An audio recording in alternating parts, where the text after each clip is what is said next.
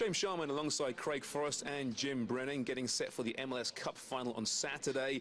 Now, throughout the season, even last year, Craig, TFC may have been criticised for being over-reliant on Sebastian Giovinco. In these playoffs in particular, and even late in the season, we've seen Jozy Altidore really step up and take some pressure off the man up top. Yeah, he has. He's done a terrific job.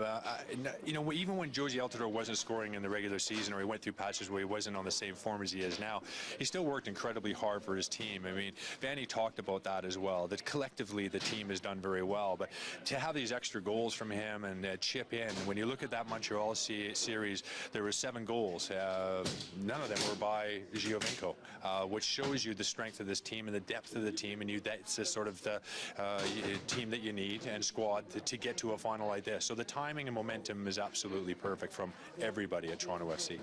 Now, defensively, throughout the year, TFC is much better this season, Jimmy. The second best defense in all of MLS, and even against Philly and New York, it was very good. But then in came Montreal, a much tougher beast entirely on the counter-attack, and they scored 5 goals. Do you think Seattle will look at that as perhaps a blueprint on how to get at Toronto? Yeah, for sure. I think they will.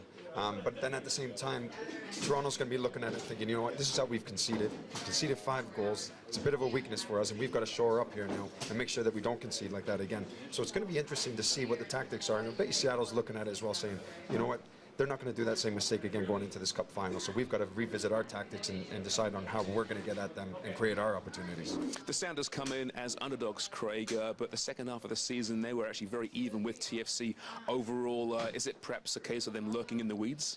Yes, you can't look at the regular season record and say, well, that's the team you're playing. I mean, remember, Ladera didn't come in until end of July. He's been excellent. The team has started to pick up and play much better. Jordan Morris is 22 years of age. He's not the oldest and not the youngest player, but he's developed into a better player as the season's going on. He's fast, he's quick, and he certainly will be a danger for Montreal, for certainly Seattle. So I'm looking forward to that sort of the game plan, and obviously both teams, like Jimmy said, are going to be looking at each other tactically, but hopefully both teams are courageous enough to get out and get at each other, because we certainly would like to see a final somewhat like we saw in the semi-final conference final East Coast anyway. And both expansion teams, of course, looking for their first ever MLS Cup wins.